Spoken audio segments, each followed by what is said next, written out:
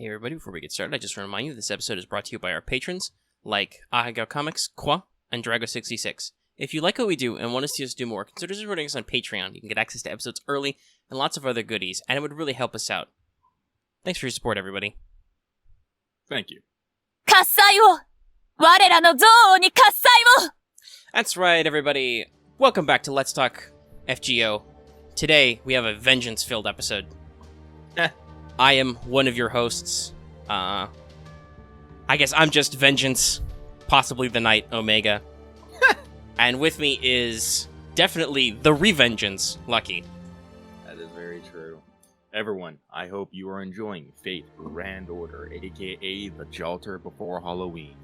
And while we here at Studio Omega like to bring you the latest FGO-related news and memes, we will be talking about current and future events for both the JP and EM versions of the game. So anyone not wanting spoilers should just go trick or treating, if you know what I mean. I'd love to, get maybe a little, this is Halloween in here, but it's not actually Halloween yet. Also, in 2, I don't have any good buttons for that.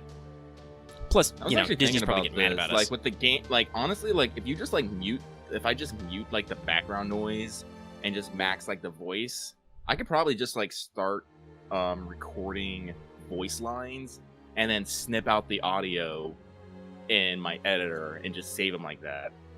So, make a note, if there's any specific, sounds you want from, Azure Lane, Girls Frontline, or FGO, let me know so I can do that. Alright. Actually, I don't know, I wonder, would you get in trouble if you, snipped out the Kingdom Hearts soundtrack version of This Is Halloween and put it on gently in the background? Who knows? Let's not experiment with Uncle Disney. Yeah, no. Disney, they seem very family friendly until you start messing with their franchises. Yeah. Just, everybody should know that it is Halloween if you want a Halloween movie. Nightmare Before Christmas. Mm-hmm. And then you can watch it again in December. It's the perfect film. Though, while it is early, everybody should know that my traditional Christmas movie is Die Hard. No matter what Bruce Willis says. Right. I always try to watch A Christmas Story once, Die Hard once, and usually, whatever just happens to, be around. Yeah, there's a lot of stuff that ends up just randomly playing around the holiday times. You can't escape A Christmas Story. That's usually why I watch it. Let me just scoot my microphone slightly closer to me. Oh, yeah. Maybe I don't have... Nah, okay, my sound levels are good. I just want to make sure not to yell. But, while we're on the subject of spookums, gotchas, let's go ahead and get some pro tips. Senpai, okite kudasai. That's right, everybody. It's time for Wake the Fuck Up Senpai, our segment for pro tips. Today we've got another esoteric one, not because we're running out of ideas or anything. No, not at all. We definitely haven't been doing this for literally months. I think this is our 60th episode, and we started doing pro tips pretty soon, so, it's an uninterrupted line, guys. But basically, today's pro tip is just because you've got a particular type of event going on, don't feel like you have to do exactly what the event is about. So right now it's half AP rank ups, but maybe you need mats or EXP to get those rank ups, so don't feel bad about it if you have to do some grinding for some other stuff. Same as if you've done all your rank ups, or mostly except for maybe some characters you don't actually care about. Don't feel obligated that you have to do rank ups if you want to, say, get some story done.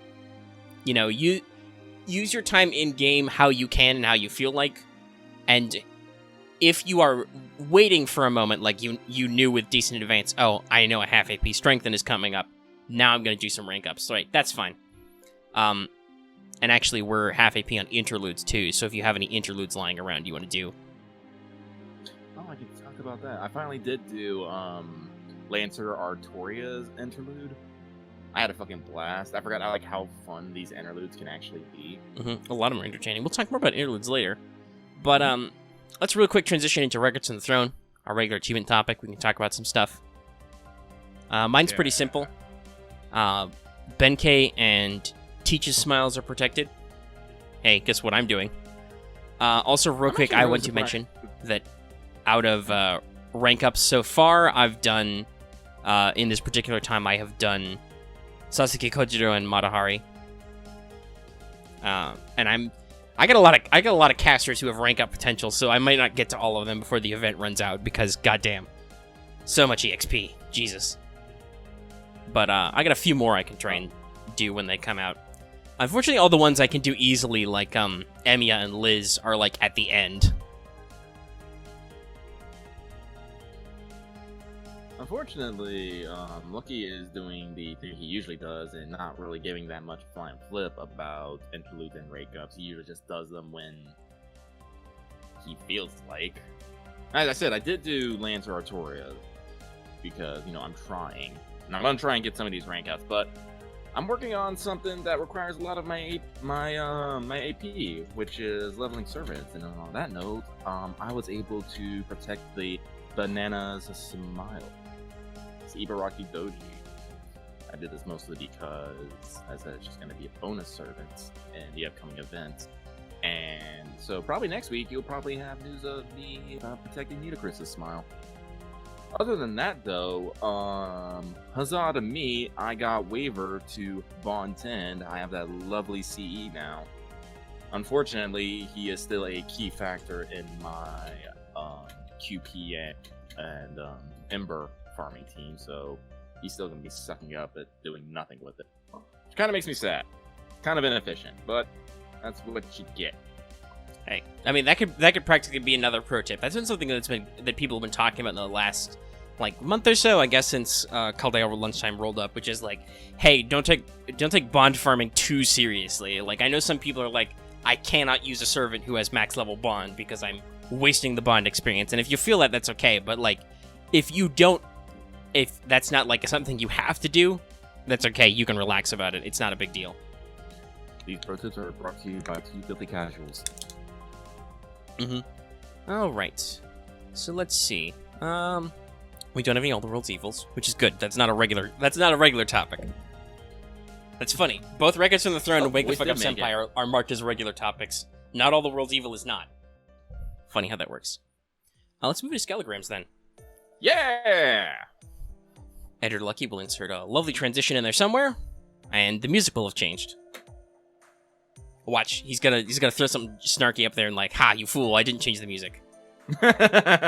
No, Editor Lucky does change usually. The only problem is he can't remember which music goes to what.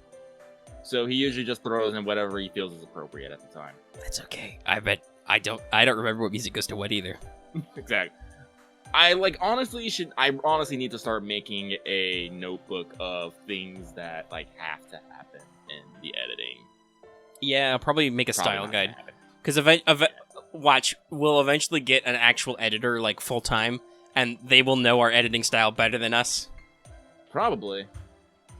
All right. Well, I'm going to talk about it more at the end of the show about editing and whatnot. But oh yeah, because we usually talk about channel stuff on What's Up, but we did not this week. Yeah. Though we have some other stuff you should maybe go watch What's Up for, but we were all about talking about the animes and having Voice fall down the stairs in a suit of armor. Yeah, if you're familiar with that one episode where Voice mysteriously appeared out of nowhere because he was just listening to the episode, yeah, it was like that again. But it's okay, he was spicy, so it worked. All right, let's run through some news aspects. I didn't write a lot of notes down on the 4 million DL campaign, which is occurring from 10/17 to 10/24. But if you want to know like full details in case you forgot them, because it happened already, we did do a news desk on it, which has like over 800 views, so most people watching this right now probably are familiar with it, but if not, you can go there. But basically, hey, it happened. It happened between the Halloweens, just like we thought.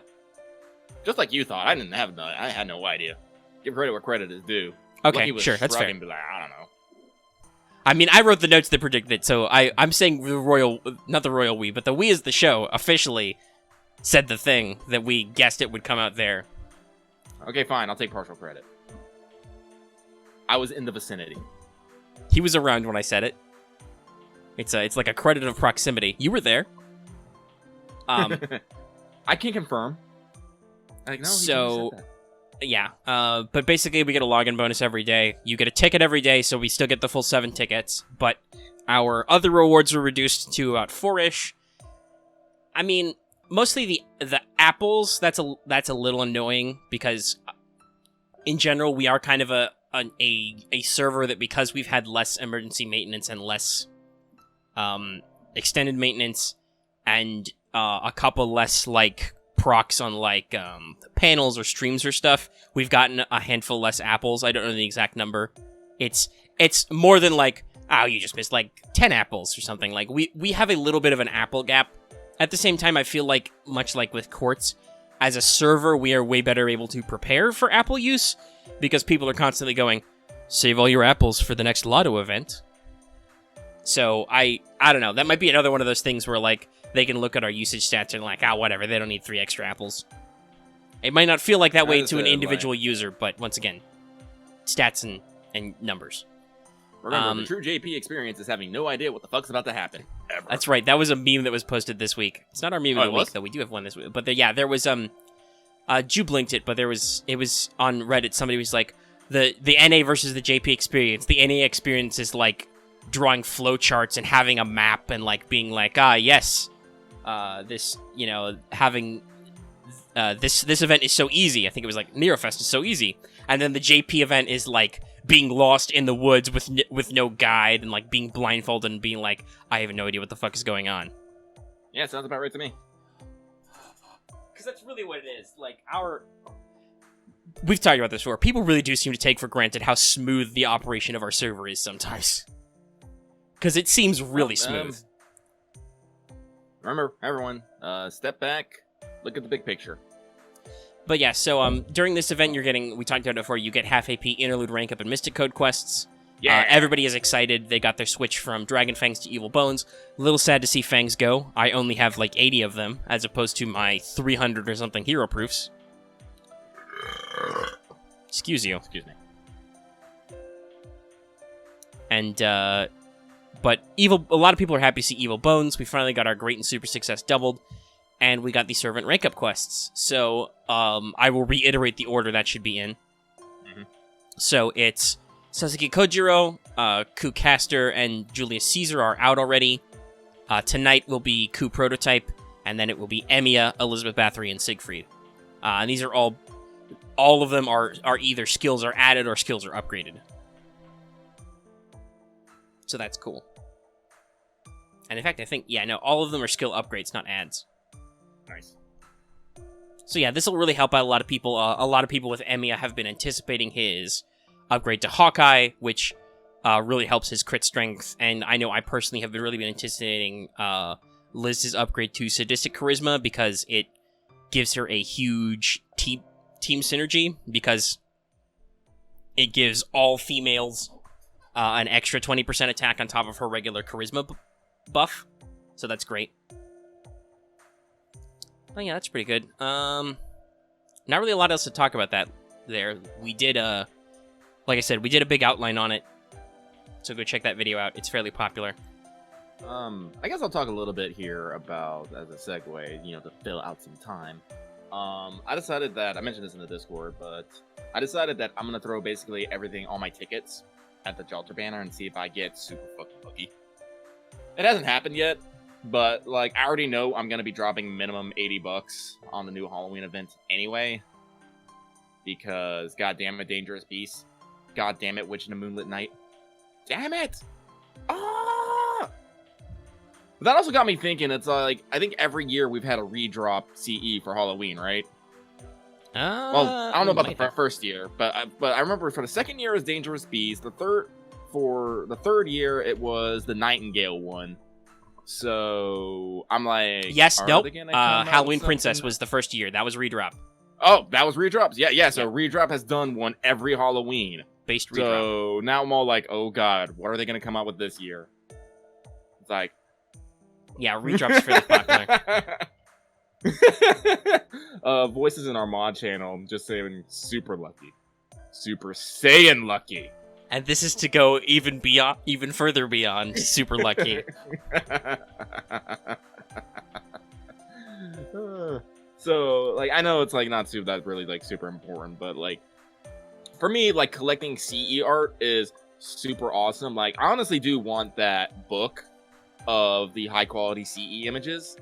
Yeah, if they don't announce that fantastic. over here, that's definitely going to be like something we should probably import. Because damn. Because like I love the CE art and I love like all the little like flavor text on them. It's like it's just little bits of little bits of lore just expanding upon things, and so FGO, it's the Dark Souls of mobile games. Yeah. But like I was saying earlier, Redrop has done one every year.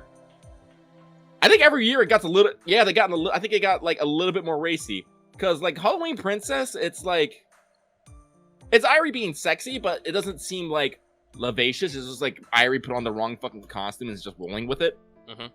Then Beast and Dangerous Beast, we still got the cute going on, but it is definitely a lot more racy. It's an infamous design. Yeah, it's an infamous design. And then what is Nightingale's one called? I can't remember. Hold on, I just had that tab open. I'll look it up. Assuming somebody in the chat doesn't get to it first. I can remember the fucking image. Trick or Treatment. Yeah, Trick or Treatment. Yeah. And oh boy.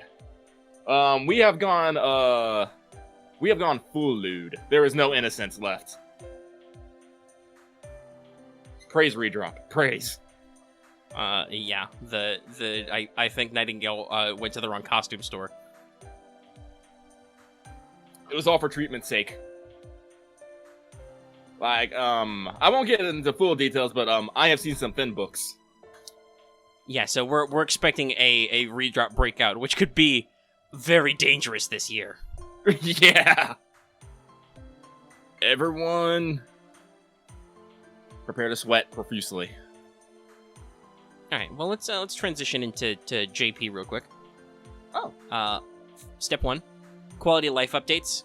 So now you can overwrite low rarity command codes with new command codes for free. No need to use removers. This only applies to the ones you can get in the FP gacha, but basically, because it's not as much of a pain in the ass to get rid of them, you can now be more adventurous with them. So you can try them out, see if you like them. So here's a really weird one. NP speed is now set per servant instead of global. And the first time a servant does its NP, it will always be at normal speed. Then it will push to whatever your default speed is. And you can switch it. So, if you have a servant who you're like, I don't need to see their full NP every time, you can speed them up specifically and not have to... Excuse me. Dry throat. Not have to speed up anybody else. And like I said, it actually always plays at normal speed the first time. So, like, I can't remember what mobile game it was. I think it was, like, one of the, maybe, Final Fantasy mobile games. But I saw a thread, and, like, in their patch notes, they were talking about, like, in their patch notes, they were mentioning how oh, yeah. You can now ignore the work of a brilliant team of artists and coders and animators. Skip whatever animation. It's World of Final Fantasy. World of Final Fantasy, that's what it was. With a single tap of your, what did they call it? It was the circle button. It was like, you know, it was just something like, you know, you just don't care. I can't think of the word. And like, I kind of feel like this is what's going on here too, just kind of in reverse. It's all like, okay, so some people have sat down and put some serious fucking work into this Noble Phantasm, so you're gonna at least watch it once. After that, you can choose, but you're gonna watch it once. Yeah. People put their heart and soul into making this. Respect their art. And then, you know, they just stare intently at you. Yeah, that's explicitly why there's no NP skip, because they've straight up said, and the NP is like, the NP animation is like supposed to be a work of art. You're not allowed to skip it. Fuck you. Yeah. And like, no, keep going. I will say this, like, the Noble Phantasms, like, the animations, like, they have been getting fucking hoopty. Like, every time I see a new one, I'm like, oh my god, what are they gonna do different? Yeah, we'll talk a little bit more about that in a second. Yeah. But, so Quest will now let you know if you've done them before. Like, not just there's a new symbol, but explicitly it'll say, has been performed before. The reward screen will now display your totals of an item in addition to how much you've gained. That's super handy. Hope we get that soon. Over here. Because that's just like... So it's like, okay, so I got plus 1 evil bone. How many evil bones do I have? And you have to usually go into your inventory and check. Now it's like, no, fuck you. You have 20 evil bones in total now. Also, there was yet another warning to stay current on the story to gain access to future events. They're going really hard on this. Oniland explicitly requires having to clear Lost Belt 2, and they're like explicitly, you need to keep up on the story. I wonder if it's because of all the events they've been having, like, they're looking at their metrics and are like, not as many people are done with Lost Belt 2 as we thought they would be. Maybe. I'm pretty sure part of it is also that, like, obviously the Halloween event is now tied to at least post Lost Belt 2 story. Christmas will probably be explicitly post a story, which they haven't been doing with some of the seasonal events yet. And obviously we're hoping for like a November release of Lost Belt 3 too. Or maybe a December. Somewhere in there should be another Lost Belt this year in there somewhere. But yeah, they're really trying to make sure you don't get blindsided, and they're like, do your fucking story. We make it super easy.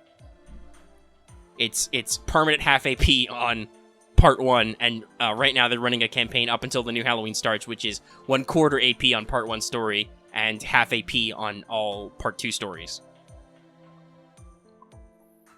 They also launched their Interlude Campaign number 7, half AP on interludes during this time, just half AP all the time, for everything. Ku-Alter, Chiyome, Pen, Kato Danzo, and Hozoin have St. Court's interludes. By the way, yes, I don't usually try and pronounce the whole of Penthesilea at once. I gotta take a second and build up to that.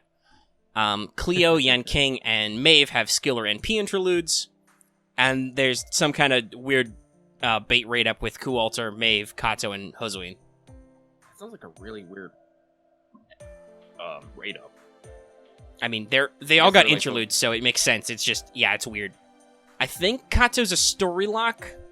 Hozin's not, but Kato is a lock, and Maeve and Ku-Alter obviously are. So it's cool, but also literally right before a new Halloween. And immediately after an old Halloween, what are you doing? Super bait.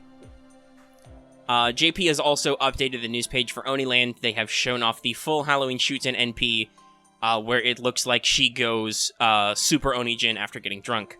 This is definitely not an excuse for Editor Lucky to post it. Hang on, let me watch this real quick here. Okay. I actually haven't watched it, so hang on 1 second. I linked it before.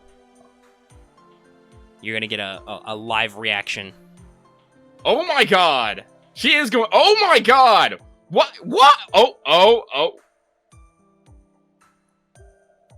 And she has a gourd cannon. Yeah, she shoots beams. Confirmed for Saber.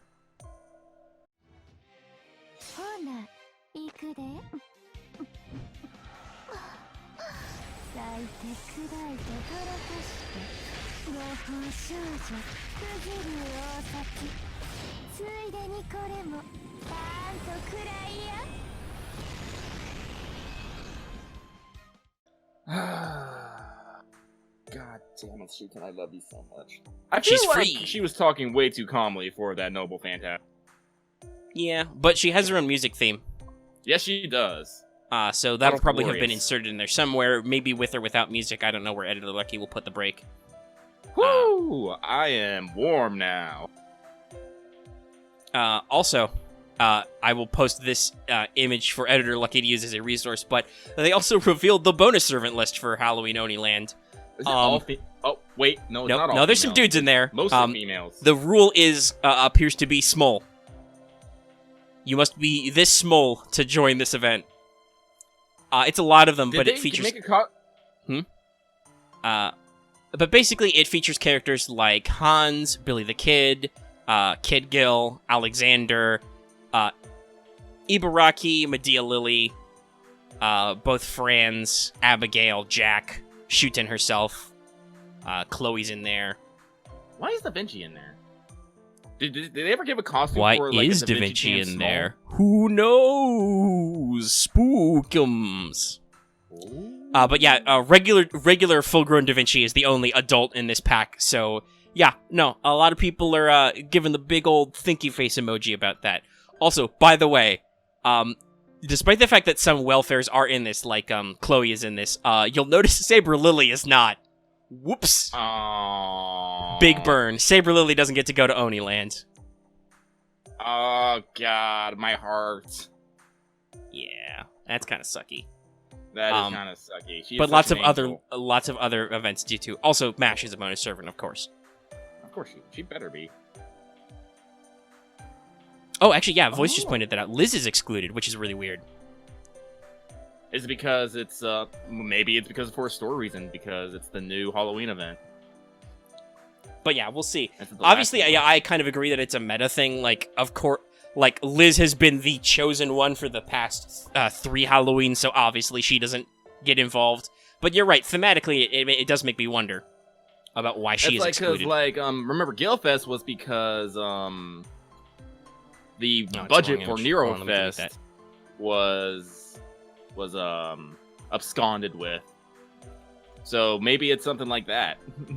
Yeah, we'll see what the plot is. They're playing it very close to the vest. I gave another asset whether or not Lucky wants to use it, but they have still not explicitly said that the 5-star will be Shitonai or Shitonai, who was featured in Lost Belt 2, but it's her fucking silhouette, but they're, like, very mysterious about it. They haven't said for sure what class or what name Halloween Shuten is, so, like we said, like, everybody's like, is it actually Shuten? Like, nobody can be sure because they're playing it real coy, so, remember, true JP experience, expect some zingers in there. I'm expecting a Berserker Shuten. That'd be an interesting transition. I guess that would mean that Summer Shuten must also be a Lancer, because then she'd have a Berserker version? Maybe. Who knows? Why not? But yeah, no, like it's interesting. Some people in our various communities have thoughts on that, but we won't get into that. But yeah, no, so it's a little bit of an interesting, weird event, and it'll be very interesting to see what they actually go for. Oh, actually, when I talked about welfares earlier, there are several others in there, explicitly, like Chacha's in there, and Jean Santa Alter Lily. Mm-hmm. So it looks like a fun event combo. They have given you a decent class spread. Like, I think they've got actually, yeah, you know what? No, I guess Summer Fran is a Saber, so she counts. But I was just about to say, actually, looking at it, I think that makes a couple. Helena in here. Well, Helena, you could argue makes sense because she's a granny. Oh my god, and Shuten is like fucking eternal. Yeah, I know. But yeah, that might just be because they have a lot of fucking casters, because Rhyme is here, Ilya's here, Medea Lily's here. That's true, I Like, guess. some of this I can see for being for class balance, but that does also make it weird, right, that, like, Saber Lily's not included in the graphic. Liz isn't included in the graphic, so that means you have, like, 1 Lancer, 1 Saber. I think so Kid Gil and Urale are both archers, so that's 2 archers.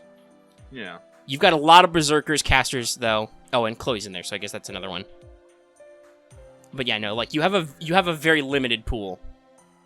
And if people come at me like, hey, I saw 2 Lancers in that image, I'm like, yeah, don't be like that, guys. I'm looking at the image, there's a lot of fucking servants in there. So yeah, it's interesting. Writers? Alexander, that's who. There's at least 1. And is there another? There might not be. Yeah, you're right. I don't think there's a second writer. There's a lot of assassins, casters, and berserkers, like I said. Huh. Which I guess helps the event because berserkers are eternal. But yeah, no. So it's a weird bonus combo. Croy just mentioned something interesting, like with Abigail being in there, like this might be a reason for them to give an Abigail rate up in the event. Because that's going to be the other thing. They're going to have the SSR, and then they're going to have, like, maybe the SR. And... Yeah, no, I mean, they could easily do a rolling rate up between Shitonai, who is supposed to be an alter ego. At least that's how she was described in the fiction of LB2. And it would be good for Abigail to come back, because we had this conversation with Voice, I think it was last episode, where Abigail hasn't had another raid up yet. And she was a chapter limited servant, right? Like Hokusai, you can be like, okay, so she was in a special New Year, so obviously she's only going to show up during special events. Mm-hmm. So yeah, no, we'll see. Like I said, they're being very mysterious about this event and playing it close to the vest. I'm assuming it's probably because it does have some story significance. Like, it's going to be the first of the actual events that is, like, actually taking place after story chapters in Lost Belt. A lot of the events have been either... weird, separated from time. Yeah, they have been either explicitly somewhere in the gap year between part 1 and part 2, or they have been, like, mysterious, maybe a dream events kind of stuff.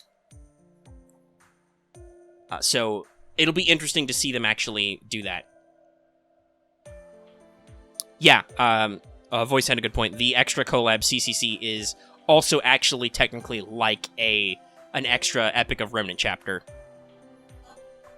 Because it's story related, but it's also a collab event. So this will probably be similar, especially because it's premiering a major story character.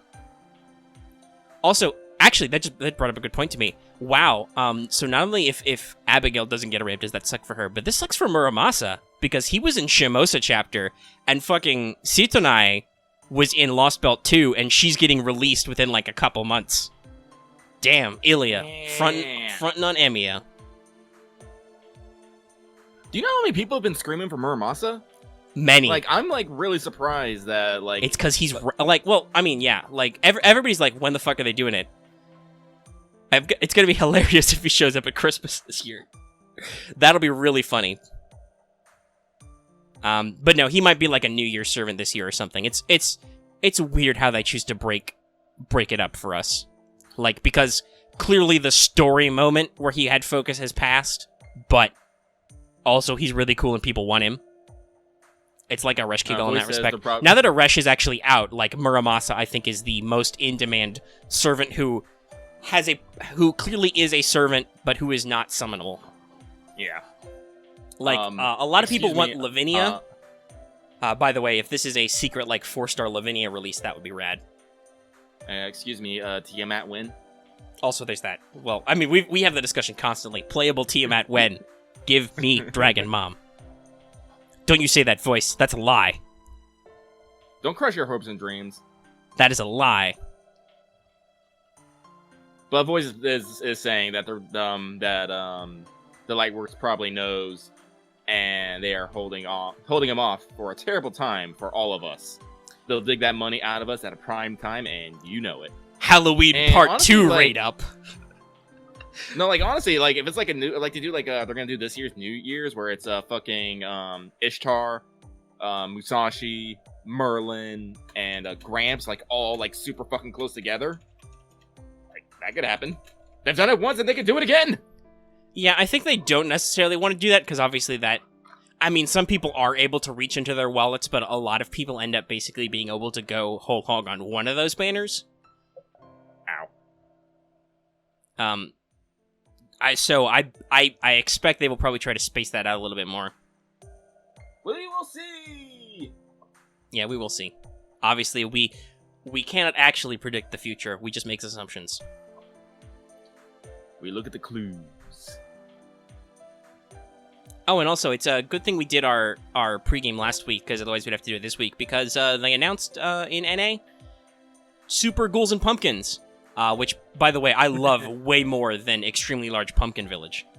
It is super on point. I fucking love it. Like, good job, translation team. Yeah, the localization team is on point. Yeah, Burn just jumped in the mod channel to fight Voice about Lavinia. Oh god. I am gonna duck out of that chat.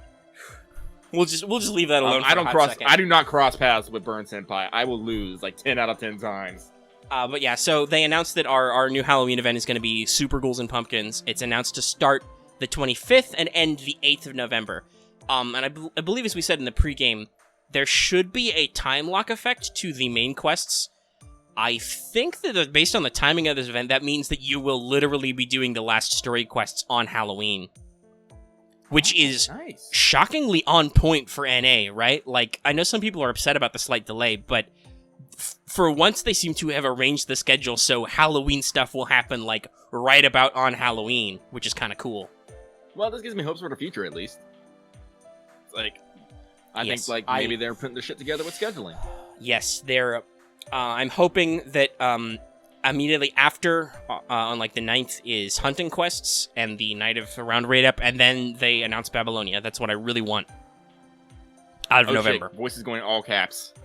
Voices yelling. But yeah, so we'll talk more about our predictions for November, which when November actually happens. But spoilers, they're probably gonna mostly be, listen, we have no fucking clue.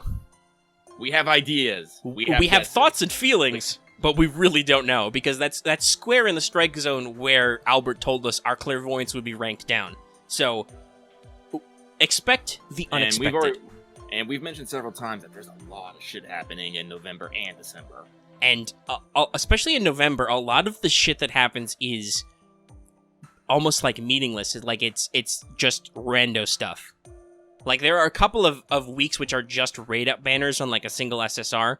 One of them is not even limited. It's just an Altera banner for some reason. So yeah, and we have an event we will have to skip that was in November and this time in JP, which is the Extella release, because we already did the Extella release event. It just didn't have a banner, but we already got the Mystic Code and the special quest and the CE out of it. So they can't do that, and Link's not coming out until next year. Yeah, you got pushed back. I wonder if that fucked with their schedule at all. Might have. I know that does happen sometimes with events and stuff.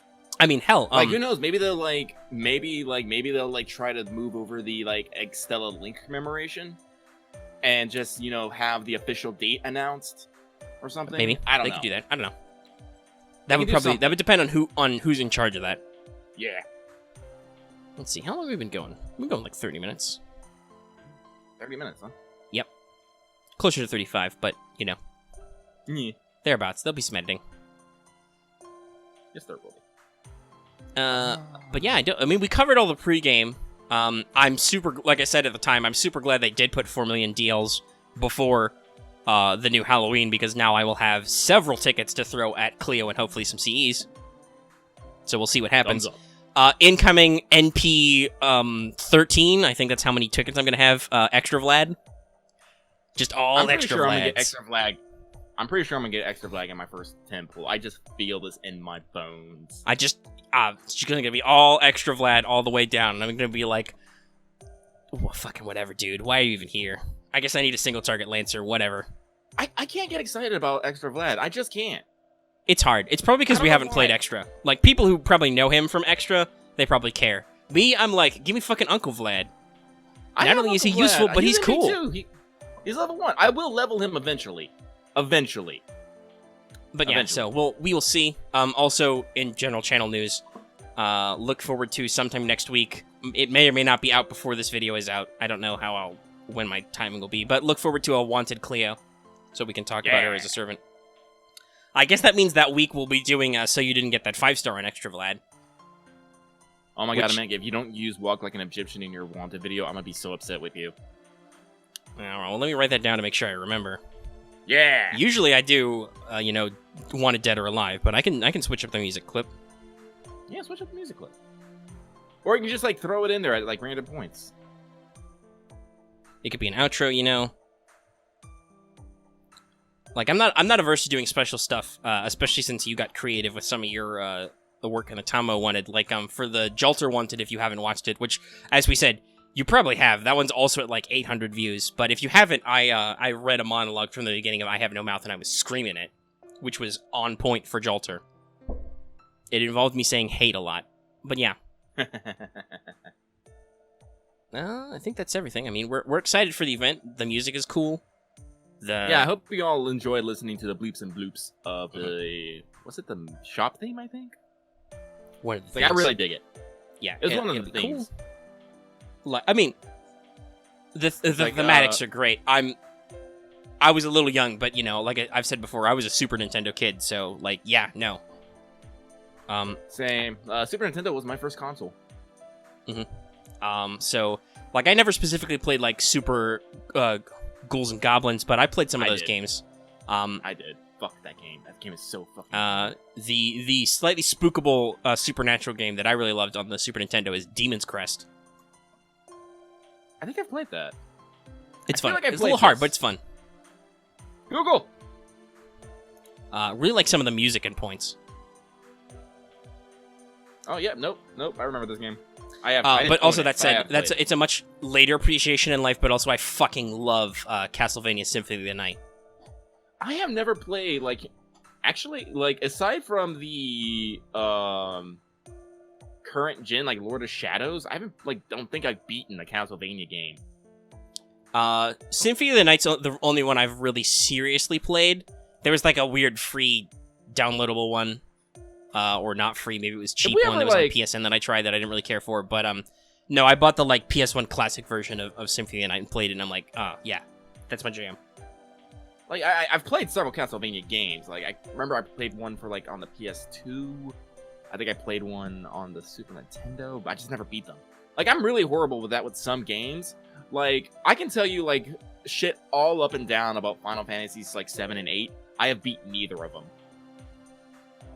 Well, I mean, a lot of those games are hard to beat. They take a lot of time and investment. Well, no, specifically for Final Fantasy VII, like, this was my, this is one of my, great rages in my youth. But I had bought a used copy, and the disc 3 was scratched.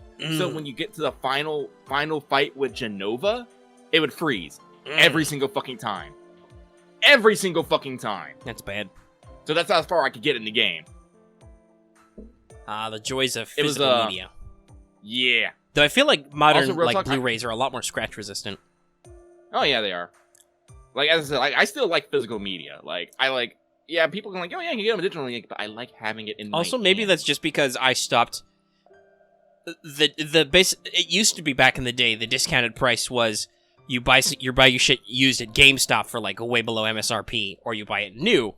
So you bought a lot of used games. Now it's like, okay, it doesn't matter if it's used. You buy your physical copies on like Amazon or something. Those are usually, you know, $10-20 below market price if you wanted to buy them like online. Yeah. Barring during like Steam sales and shit. So yeah, no, that's like you can buy physical stuff new for cheaper now usually, which is great. Yeah, I love it. Like, I'm gonna be rearranging my room so I can get more physical media, because, like, originally I wasn't getting as much, is because, you know, when you think about physical media is, it takes up physical fucking space. And I try to live uncluttered, I guess I would use the word is, because, like, I only live in, like, a single room. Like, my buddy is all like, this room's yours, do with it what you want. And I'm like, cool. So I try to keep everything I own in it, so I am not, you know, like, spilling out, I guess it'd be. So I have to, you know, like, anytime I get something new, I have to be like, all right, do I actually have space for this? Can I fit this? Can I, like, mount some shelves and shit? And so yeah, I've kind of, like, held back on a lot of my stuff just ends up now everywhere. I've gotten better about it, but I'm a compulsive surface coverer. If I have a surface, I will cover it with stuff. It just ends up there. Yeah, but I've gotten better about that because I used to, when I was younger and thus was shorter, I used to, I had, you know, fairly big, like, you know, like a twin size or even a queen size bed. I would basically use half the bed as storage space. Now I can't really do that some more as an adult because shit'll fall off. But I got better about that. But speaking of physical stuff, though, it does remind me, I gotta find a place to put The Sword and the Spirits now, because I read it last night. Yeah, man, look, I have, like, several light novels now that are kind of chilling with my figurines. I'm like, this probably seems like at one point something's gonna fall on my fucking face. So I'm already working on redesigning my room. And actually, since our patrons are so generous and we've made quite a lot, I might also pick up the second, L5R novella, the Scorpion one, because I fucking love the Phoenix one. I tweeted about it like right away. I said it was really good, and it's one of the, we've talked about this before, and if you want to hear more about our experiences with light novels and with Legend of Five Rings and stuff, tune into this week's What's Up. It's super long, but it is super long. I specifically said on Twitter that The Sword and the Spirits, which is one of the L5R novellas, the new ones, it's one of those things that hits me after you're done with it. You're like, shit, I can't ever read this for the first time again. I say that about, like, everything I do. Like, yeah, I'm not like that with all... everything, but there are some works, like especially books and sometimes movies or TV, or even games sometimes, you're like, wow, I can't ever get that first experience back. And like I said, The Sword and the Spirits was one of the things to do that to me for the first time in a long time, I think. Oh god, what was the last one? Oh, I can't remember like specifically the last one that did it to me, but this is like my go-to one. The first time I got the true ending on Undertale, literally I like fell out of my chair and was sobbing uncontrollably for like a good 5 minutes. I was just so goddamn moved. And like I had to get up and I'm like, I can never experience that ever fucking again. Like I've never been so moved in my goddamn life. And so like I know exactly that kind of feeling. Like, it's speaking of true endings, that's usually how I feel when I do a big run up to the ending, the real ending of a Persona game. Yeah. Like 3, 4, 5, all of them like that. That's like, even if I can play this game again and even do better, because obviously you can do more social links and stuff, or confidants, in, as 5 calls them. Like you can't ever quite get that emotional moment when the music swells. You summon your real persona and fix the problem for the last time. Yeah, you see, like, that was, like... Also, like... all of the Persona... I mean, 5 is a little more ambiguous, but almost all of the Persona games are really fucking sad when they end, for various reasons. Mm-hmm. Oh, man. It was a good journey, though. Yeah. No. It's one of those things, like... Was P5 It's one of those things, like... I think it hits you, like, hardest is when you realize just how far you've come in, like, whatever medium you've gone in, I guess. God. I think this is one of the reasons why I like reading and playing games and, like, stuff. I don't really get this feeling with... Well, no, I guess a few animes have done it. Like, first time I watched Your Name, I was dead. I cried. I will probably never cry at it. Well, no, I take that back. I'll probably miss stuff. My eyes will get wet, but I won't actually openly cry again. Have you seen Your Name yet, Mega? No, probably not. I assume if I don't remember it, I haven't seen it. Probably haven't.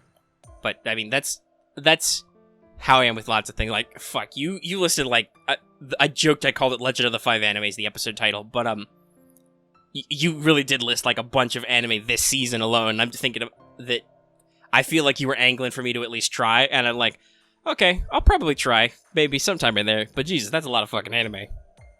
Well, I know I still need to catch up on Banana Fish. Yeah, I want you to try Gridman, Sword Art Online. There was a third one specifically I wanted you to try. I just can't think of it to well, I mean, I don't know. Maybe you're not thinking of Zombieland Saga because Zombieland Saga. I explicitly said I've got that one queued up. I just didn't have time to do it because we are not made of time. Yeah, because I wasn't recommending Bunny Senpai because, like Voice said, like it's kind of more of a niche show. Because we mentioned it again. Do you think Voice is gonna bust in? I'm looking at his voice thing. It's still muted, so we're all right for right now. And the other one was as Miss Beelzebub Likes, which is like super heart fluffy, but I don't think it also doesn't think it's quite your thing. But yeah, it was Gridman, Sword Art Online, and Zombieland Saga. I want you to try. Oh, I did find out that Banana Fish is on Amazon Prime, so I can now watch it on my TV while I do other things, which is great. Solid. Because I actually catch up on that. I reduced the number of monitors on my desk because I almost died by tripping on a cord. So I was like, all right, let's get rid of some extraneous things here. Yeah, that's one thing I definitely am smart about is I make sure my cords are organized. So this has been your 10-minute sample of what What's Up is like. Yep. This is totally not us trying to fill time so we can pad out the episode. Not at all. I mean, it's kind of fair to say not, because I don't think we really intended it that way. We just suck, and we tangent a lot. Yeah, we do. That is why we developed What's Up as a show, one to replace Anime Power Hour because nobody liked that, apparently. Apparently. I mean, if you want to, they're all still up. You can go back and check them out and see if you like them. I don't think anybody will appreciate them, but you can try, at least. Go back on there, watch them, and tell them how much they sucked and how much you like What's Up instead. But yeah, one of the reasons why we developed What's Up is because we want an episode or a show we can ramble about whatever for a week. And basically that last, 10, 15-ish minutes back there, that's exactly what What's Up is like. I'm going to say 10, I think, because we're at about 50 minutes, so... Okay, cool.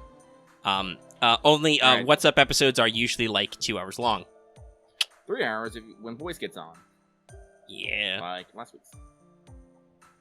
That's not a regular thing, but he just... Time. We joked about it right now, like if he was going to bust in, but literally he could not contain his opinions about Bunny Senpai. He couldn't. So that was basically a soft Chaldea Free Talk, because we only have one real Free Talk segment this week. We're bringing Meme of the Week back, but now it's like a Free Talk segment, because there is actually a hot new meme this week, which is basically Soul Calibur 6 came out. It's got a character creator again. It's apparently pretty robust because people have been making all kinds of FGO characters. I've only seen one. I've only seen the Oki. Let me see. I will find the so I sub to I follow the R Grand Order bot, which just On Twitter, yeah, I do that too. Yeah. They just retweet a lot of the Let's see here. Primo. But yeah, if you just scroll down on theirs, so Boudica's there. They've got a cool Emi Alter type design that they actually pulled off. Let's see. I've seen some more. I saw Mordred, but I think they deleted that tweet. I don't know why. There's a Hokusai. And then there's a couple different Okitas. Oh, there's the Boudica. Nice. Oh, I mean, Alter. I'm looking now, so... Yeah. Let's see. So yeah, it's a pretty common, thing that people are doing on, the subreddit and other places. And I'm just looking at fucking, the Twitter's funny shit. Mm-hmm. I like this, Persona fucking, Fate crossover. This shit's good shit. Oh, there's Hokusai. Nice! Yeah. And like I said, a lot of these are really on point, too, so the character creator is obviously robust. Yeah. So if you haven't seen these, you should check them out, because there really That is an Excalibur, art I to mean, that using Artorias character really- creators to build something specific. Oh, they literally have a fucking anime pack. Wow. I wonder if the creators of Soul Calibur was like, let's sneak some Fate-ish shit in there. I wouldn't be surprised. Soul Calibur's a fun franchise. They're a little slow. I haven't played since 4, personally, but Like, I like them a lot. I'm not a Soul Calibur player. I like Guilty Gear and Dead or Alive. Like, Guilty Gear is my 2D fighter. Dead or Alive is my 3D fighter. Yeah, no, I'm a that's how Soul I Calibur usually kid. A friend introduced me to Soul Calibur 2 on the PS2, and like I said, I played 2, 3, and 4, and after that I kind of, But 6 sounds really good. I might pick that up sometime. Yeah. Maybe I should have picked up 5 then if it was super anime. Anyway, but that is basically our meme of the week, because yes, no, that's actually like a meme that's going around this week. We're not forcing it, but it happened. Yeah. Some people are asking me how my Bravelet art is doing. It's doing horribly because my fucking because I basically had to turn off my computer so I can move shit around and do some maintenance. And when I turned it back on, my computer forgot how to tablet. And it's an old tablet, so the drivers aren't easily found. And unfortunately, Lucky has a very short attention span. So this has only created more delays. Like, honestly, I'm gonna have to sit down, I'm gonna finish it this week. It'll probably be in next week's video at some point. This is the commitment I have made. Alright. Yeah. But yeah, I don't think you talked about your tablet problems on air. Alright. So, we will say that I wrote the notes for Teaching Omega Sensei, but I wrote them literally today. Like, when we talk about we're notes. busy, that's what I mean. Like today I got up, I ate breakfast, I did a little bit of, like, shit around the house, I double-checked on all our community stuff, and then basically between breakfast and lunch, I was researching and writing these notes in case we wanted to use them on the show today. Then I ate lunch, then I'm like, hey, Lucky, let's record. This is literally 2 pages of notes. There is not a single fucking, like, double space in here. Yeah, it's all straight bullet points. Oh my god, I do not want to deal with this right now. That's fine. Like I said, you haven't had time to look. You said earlier you weren't sure because you hadn't had time to look at them. So I wrote them if we wanted to do them today. I think we don't have to. It's like I said, we're at over 50 minutes. What we should do today, though. It's like, I know I kind of go, like, I tell people, like, you know, I kind of go, says, but I still need, like, to know what we're going into so I can have time to think. Like, I'm good for, like, instant reactions, but instant reactions to actually in-depth discussion is usually not a great idea. Wong. Actually, no, that was a squeak because I was adjusting something that was metal. But anyway, it was my mic arm, yes. Whatever. I don't think we've done... So, yeah, so next Boring week, though, we will totally... Yeah. But next week, we're going to have a really packed episode, because... Let's see, Let's see, let me double check the calendar here. Ghouls and Pumpkins will be out, so we'll have our first impressions on that. Yep. Oniland will be out, so we'll be able to talk about maybe some of that stuff's come out, and we'll hopefully have new servants to discuss. Yep. And any other zingers they'll be in, and then, like I said, there's a big Teach Me Omega Sensei in there. Yep. Editor Lucky is already angry, just thinking about it. Editor Lucky's always angry. That's his secret. But one thing we want to do this week is, I just linked a profile there. Our Servant Spotlight profile concluded. Arash won. Shocking nobody. I mean, there was a decent run of Leonidas in there, but Arash was a very strong contender right away. Honestly, I'm excited. I do want to talk about Arash, because I want to learn about him, because he is good dude. Arash is really interesting. He's the only 1-star archer, and I think he's the only bronze archer, period, right? Yeah, no, I can't think of any other ones. I'll double check. It's, like, immediately after that, you get into Silver, Robin Hood, Raleigh, frickin' David. Yep. Billy. Yeah. So he's the only bronze archer, which is very interesting. And he's 1 star, Thank so God he's super so common. Good. Yeah, so let's run through the basics. He's an archer, obviously. He has 1 quick card, 2 arts cards, and 2 buster cards. So you could buster Brave Chain with his Noble Phantasm, but that's a dumb idea.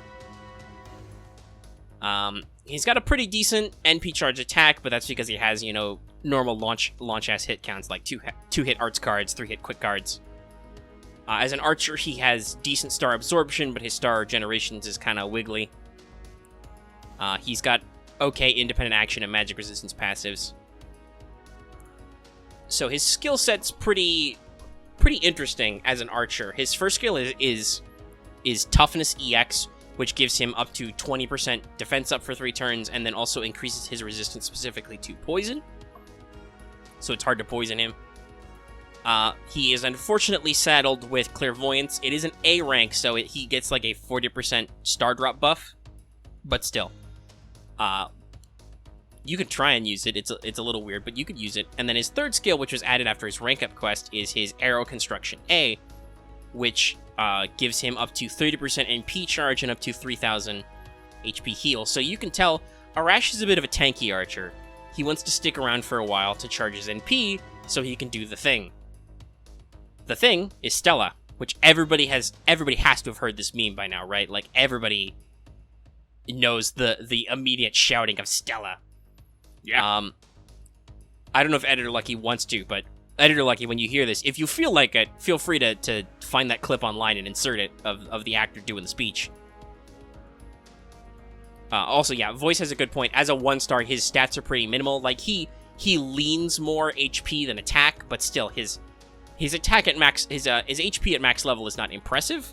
So the fact that he self-heals and has a decent defense buff is good. But so what Stella does is it deals big damage to all enemies. It's a It's an AoE buster attack, but it does, after his interlude, it does 800% damage, which is way more than a level 1 NP normally does. And he's a bronze, so you're probably going to get him NP 5, so that's 1200% damage, right? Big damage multiplier. Oh, and also it applies death to yourself. Rip.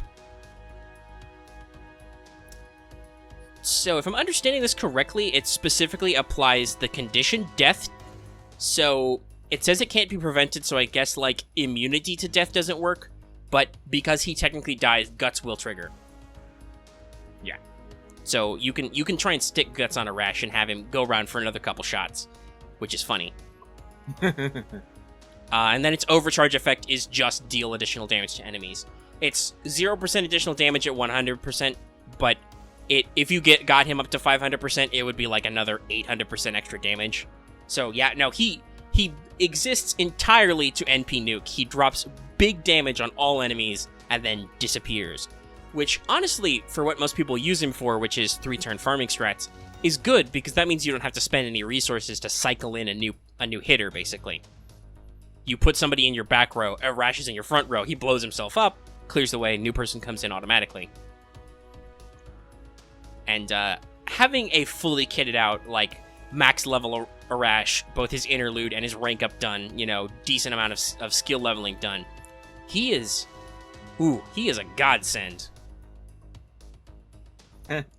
Damn, just like kind of literal with his damn legend. With what he does for farming, it is amazing. Like, okay, so on Lancer hand days, you got to be a little careful. You got to use him right, because otherwise you'll basically flub it, and you can waste a turn.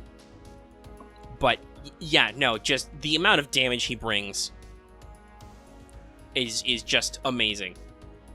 Also, his bond is actually pretty interesting. It's called Sacred Devotion, and when Arash dies, removes all debuffs and recovers 5k HP to all allies. Wow. That sounds like one of those bond CEs that you could actually use, because obviously Arash is going to blow himself up. That's his whole purpose. Yeah. So if you're doing like a tough quest, that's a great way to get some pressure off your allies to be like, okay, Arash is going to do big damage, and he's going to buff up my team when he does. It probably means I should do some bond farming on Arash. Yeah.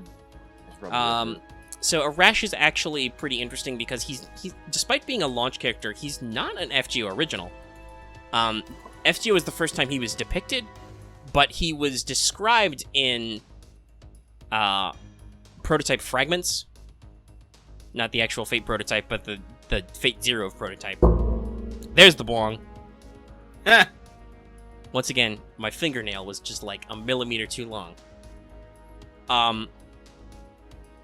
But yeah, so that he is an interesting story that he's already in Fate. He's a heroic archer from ancient Iranian mythology. The short version of his story is that there's a war between the Iranians and another neighboring country. The Turanians. It's like Turanians. Turanians. But they meet and they decide they're gonna make peace, and they say, the Iranians will obtain whatever land is within bowshot of them, and so they construct a special bow and arrow, and then Arash is asked to prepare the shot and take it, and the legend then is that he takes the shot, it flies incredibly far, a hugely great distance, and then Arash is destroyed by the shot and disappears. In some versions he lives, but obviously that's not what FGO is based on. And depending on what version of the legend it is, the arrow goes like ridiculously far. Like, I'm reading here, there's like, one is like 1,000 leagues. Another is 40 days walk. Oh no, my favorite is, this one is apparently like the most common one. The arrow traveled from dawn to noon. Mm-hmm. That is amazing. And then in some others, it went even longer. It went from dawn to sunset, which is wow. So yeah, that's what Stella is based on. Is this shot? Yeah, apparently the bow was they were created by an angel. There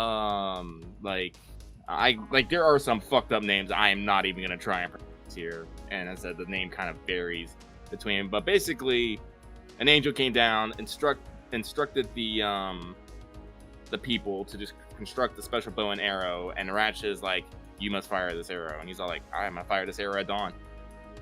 Mm-hmm. Yeah, Voice has a great point.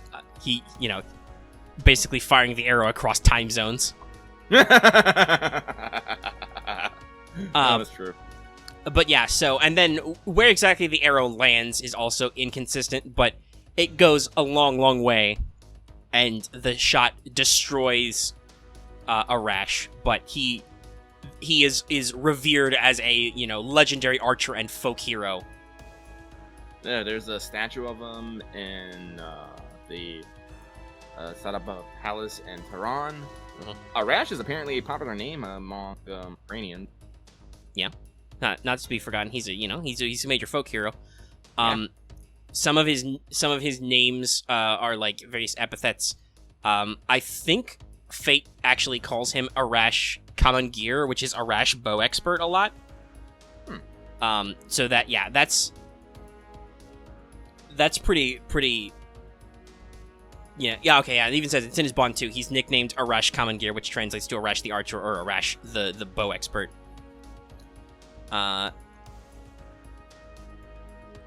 so yeah, so that's basically the rule is the Stella is the legendary shot with his legendary bow, which is, an attack which literally splits the land. It divides countries, but it is a miracle in excess of what a human is supposed to do. Thus, it's akin to a broken phantasm, which is something we'll talk about more next week when we talk about noble phantasms. But it's basically an attack that vastly increases its rank by overloading Arash's physical body in the arrow to shoot a shot that hits like a meteor. He only gets one, but it's akin to an anti-fortress noble phantasm. It's an amazing power for him, which fits in game. Sure, we make Arash Stella a lot in just the nature of our grinding, but if you think about what the mechanical niche is, you bring him in, he brings that big heavy shot, and then he's out, but he hits hard when he does it. And also, Arash is just generally a pretty cool dude. Like I said, our prediction is when the Camelot movies come out, like, Arash's shot is gonna be like the end of the first movie, and if they don't pour like the remainder of their budget into that scene, I'm gonna be super fucking upset. Mm-hmm. Yeah, like explicitly his bond says it was a shot of 2,500 kilometers. It's categorized as anti-army, but it has power equivalent to an anti-fortress or an anti-nation noble phantasm. Yes, anti-whatevers. Oh, I wrote the entire list of every anti-whatever has been used in a noble phantasm. We'll cover it next week. Some of them are weird though. Voice agrees with me. That scene does need to be a big deal. Yeah, no, I mean it is a powerful scene. And it's interesting because it is a scene, or at least the speech, that has been reenacted by the voice actor, who is a cool guy. He's great. He is a great guy. So hilarious that he's like, I can double check what all his roles are, but he's like Gills. He's also Gills, yeah. Yeah, he's definitely Gills. Who else? He voices another couple of people. You're gonna be like, he's that guy.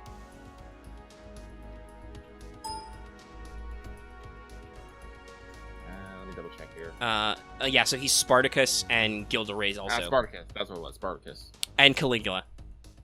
So, like, yeah, he's normally crazy people, but Arash is, like, an entirely different delivery he does, which speaks to his quite a good range.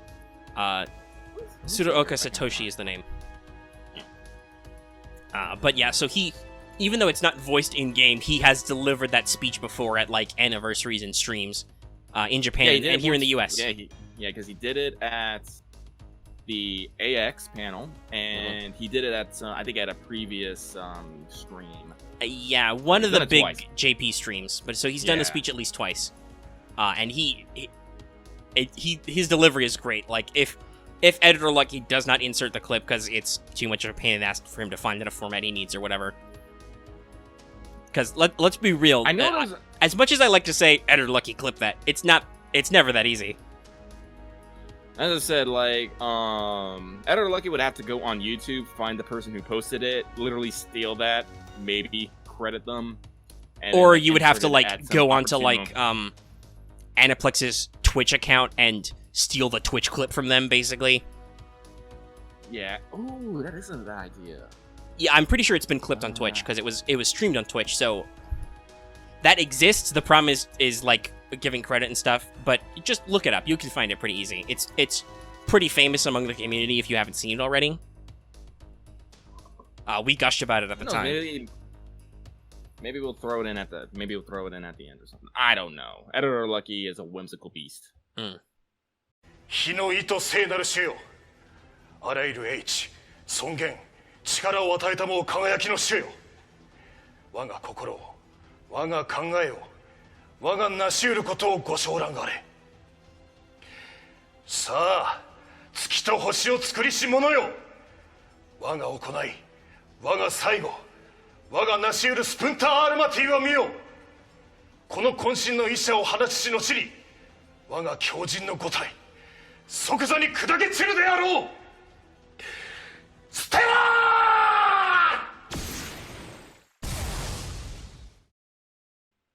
But yeah, so we're really excited for Camelot because assuredly he will be doing some primo voice work there, and it should be a very impressive scene. I mean, because he takes on fucking Rangominiad with it. Yeah. Which literally the reason why you survive. And which like, I'm trying to think. Roman explicitly he compares about Noble Phantasm power, and he's like, so yeah, you know, most Noble Phantasms are like throwing off a bomb or something. He's like, yeah, no, this is like multiple nukes worth of power.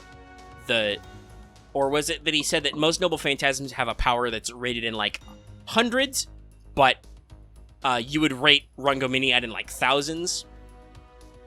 So Arash explicitly, you know, with giving up his life, takes that shot to block it, and it's really something. And like I said, we hope it's animated well. It better be animated well. Also, in general, like, you want to talk about like diversity. That's really cool. That even if in FGO his honestly his rarity being low is a blessing, because that means he's an easy NP5. We've talked about this before too. But it's really good that Arash is brought in because, like, I mean, I'd never heard of him as like a Middle Eastern or Central Asian folk hero before. Oh yeah. So yeah, it's good that they brought him in, and that he is such a, you know, classy top tier character. A real proper archer too. Like, no weirdness with, oh, I throw swords at people. No, he is Arash the Archer. The archer class really is made up of archers. He's an actual goddamn archer. Which is actually really weird, considering he's actually an actual goddamn archer. Yeah, it's funny. Funny how that works. Oh my god. Mind is blown. Yeah, so for all your Stella needs, Arash. Alright, so let's see. I think that's everything we need to do with the show. Like we said, we will remind everybody next week we'll probably do a Teach Me Omega Sensei. Next week I'll assemble a poll for another server in our CE Spotlight. We'll see.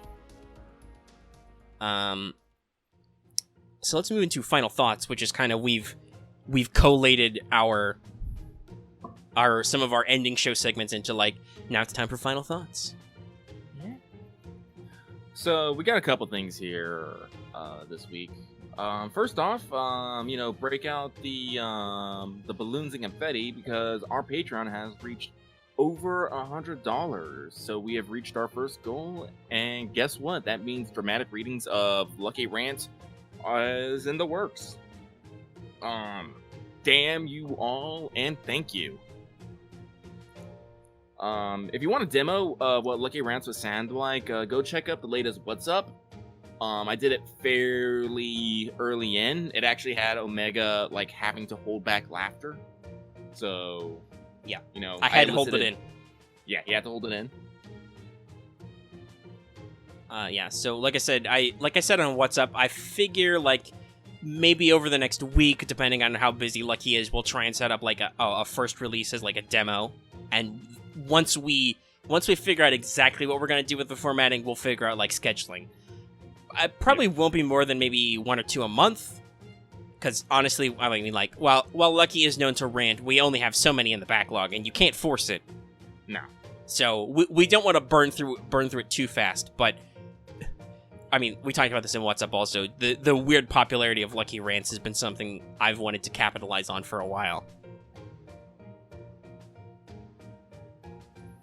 So yeah. All right. So. Second thing here, this is, we're gonna have real quick talk about, Editor Lucky. So, Editor Lucky, for the past couple weeks hasn't, like, really done a whole bunch of extra stuff with the Let's Talk FGO videos. This is for a couple reasons.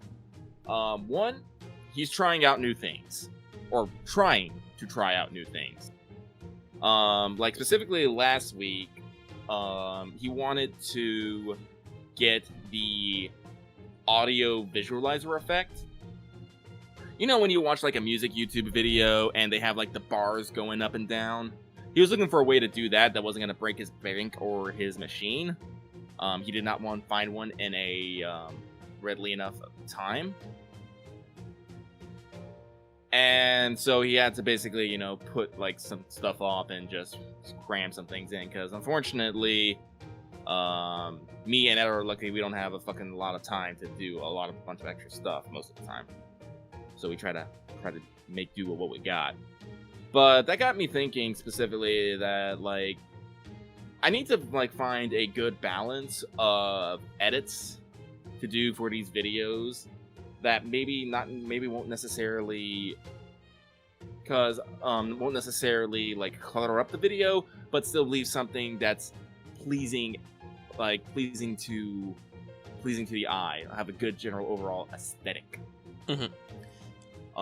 So I know we don't get like a super lot of feedback when I ask this, but like for all you who's listening out there, if you like actually like watch like the videos, like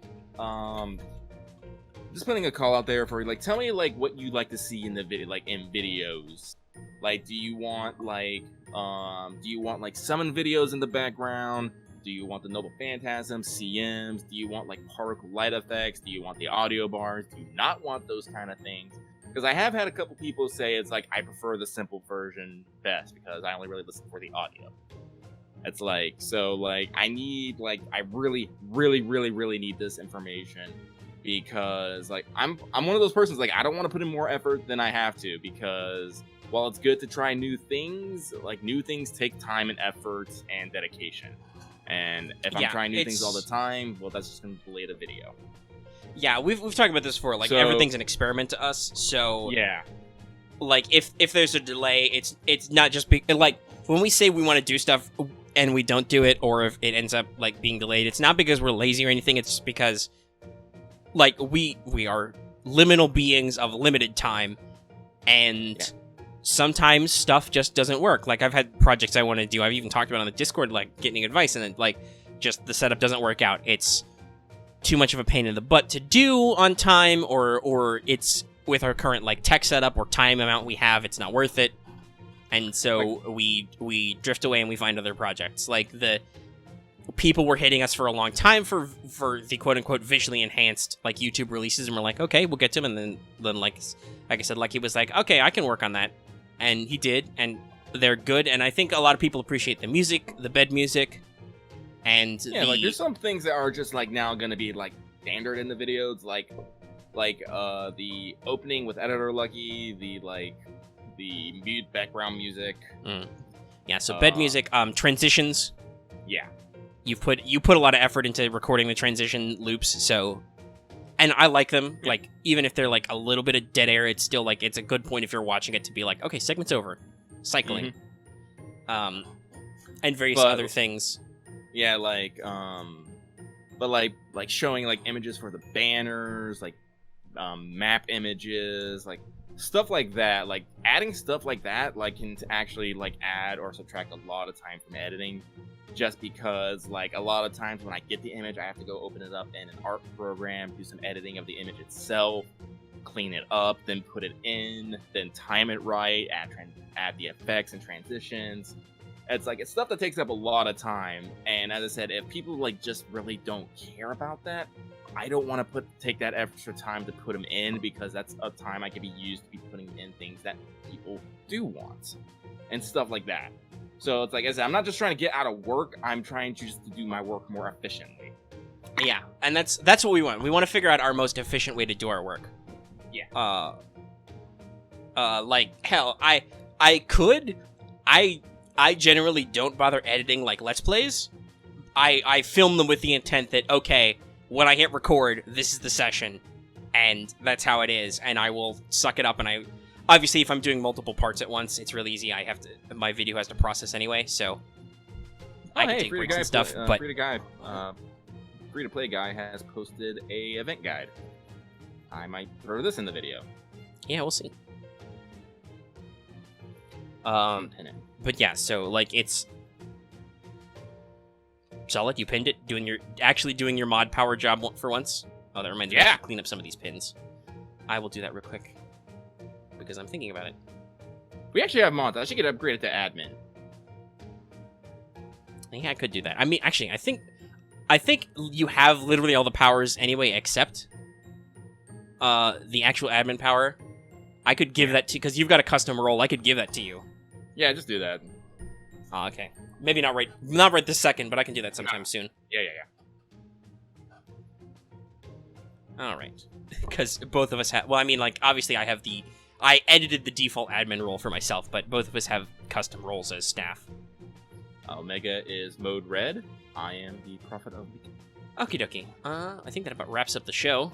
All in all, we ended up being nearly an hour and a half anyway, though I think some of that will be snipped out. Hopefully. Because there were a couple pauses in there, but you never know. Oh. And, you know, sometimes we have to strike a balance with, like, editing. Like, I've relaxed how sensitive our truncate silence is, so we stop cutting it, like... I stopped cutting out parts where Lucky is quiet or when I'm quiet. Ever since we started doing that, I don't think I've gotten a single complaint about our audio quality. Oh yeah, I think it really helped. To me anyway, with my particular hate of long dead air and silence, I'm like, okay, so sometimes this doesn't actually truncate out the silence. Or like where there's... I try to catch most of those. Yeah, in the random editing. noise. I mean, like, because I do the raw audio, like, it bothers me a little, but... Because technically that's a paid product. It's even if it's just $1, people are giving me $1 to get access to that audio. But like I said, that's a time thing. This is an hour and 20 minutes of audio. If I want to get this up in a timely fashion, I can't literally scrub over it for 2 to 3 hours and find every little glitch. Which we've talked about that before. It's rough. But thanks everybody for your continued support through all this stuff. Like we said, like over $100. That's a huge deal. We're at almost, 1,200 subs. That's great. A lot of our videos in the last week or so are way over 800 views, which is pretty cool. So yeah, no, like, listen, we appreciate you. We're glad you're here. We hope you enjoy what we do. And we'll try and do stuff you can enjoy more in the future. I think we can go ahead and wrap that up then. We've already talked widely about what actually is going to happen next time, so there's no need to recap it. Oh, yeah, huh? So, let's just go ahead and do the usual outro. I will say, if you like this episode, give it a like. If you have any comments about anything, especially the stuff we explicitly asked you to comment on, but just anything in general, we love comments. We have a fairly decent stock of comments every episode, so that's good. Keep them coming, guys. Even if we don't respond, I will at least upvote and like your comments if I see them and like them. And of course, you can join our Discord. That's a great way to get into discussion all the time about all manner of things, especially FGO, though. We've got a lot of lovely people, both in our community and even on our mod staff, who are ready to help. That link's in the description. And of course, if you're new here and have not already, please subscribe. And if you already subscribed, make sure to hit that bell for notifications, because as we like to say, you never know when we'll post a video, because most of that's manual. We're working on it. Yeah. Someday we'll probably, like, I'd love to be big enough and knowledgeable enough, like, maybe get another couple of staffers that we could set up an actual website and, like, upload our own videos in, like, a video player container there, and that would be, like, our subscription Patreon model, and then I could post YouTube videos and schedule them normally, like a normal person again, but that's just not how our current schedule works out. We're just two dudes on our computers. It's all manual. Everything is manual. If you're a patron and you wonder why sometimes your early episode of whatever we're doing is posted at like 6 o'clock at night, that's because I probably had a busy afternoon and didn't get around to it until then. But we're trying, and we thank you for your support this time once again. One day we'll be a giant media empire, but that day is not today. Nope. And yeah, of course, we've mentioned it like at the front of the show and just now. Consider supporting us on Patreon, as many people are. I'm gonna have to get a second page of Patreon slides for credits soon. I might start doing a scrolling credit screen then. Sure, that's fine. Like, literally, my method is just I use it to keep track and I cut it out and slap it into videos. If you want to do something fancy, that's fine. I think I could probably make my video editor set up a credits roll anyway, but I need a reference image, so I just use that anyway. But yeah, if I make a credits roll, I'm gonna put a whole bunch of just stupid rolls in there as the credits roll by. But yeah, we're getting to the point of where we're exceeding one page's worth of credits without making them like really tiny. So it's great. Like I said, you can get access to this audio that I'm saying to you right now will be posted like right away after I'm done editing it for patrons at the $1, our lowest level. That's all it takes. Give me $1, you can get this audio right away after we finish recording it. Yeah! But you can wait for the YouTube version, like we said. Like, you know, Editor Lucky's going to try and figure out what works for that. Give it some pizzazz. Like, honestly, like, I think the method he's going to go for is he's going to do the bare minimum editing first, and then try to do everything on top of that. Because usually how the editing goes, he goes, like, literally, like, minute by minute, second by second, just adds things as he goes. Mm-hmm. And then when things take too long, he's like, fuck! And then just adds the minimum editing, just goes, go! So... That seems... As a high-level person in this channel, I think that seems fair for your workload if you want to, like, do your minimum run first, and then, like, okay, I've got a couple assets I can, like, insert here and there. That's fine. Yeah, that sounds like a good work ethic. As that usually happens because I'm going through the audio, clipping out, like, silences, maybe adding a space here or there, like, fiddling with, like, the background music. Mm-hmm. Just add to your wall of sticky notes. Yeah, wall of sticky notes. All right, well, we've managed to push this to nearly an hour and a half in raw time anyway, so let's go ahead and wrap this up. We will see you next week on Let's Talk FGO, and I'm going to warn everybody right now, end the show if you don't want to get spooked. These scary skeletons and shivers down your spine. Shrieking skulls will shock your soul, seal your doom tonight.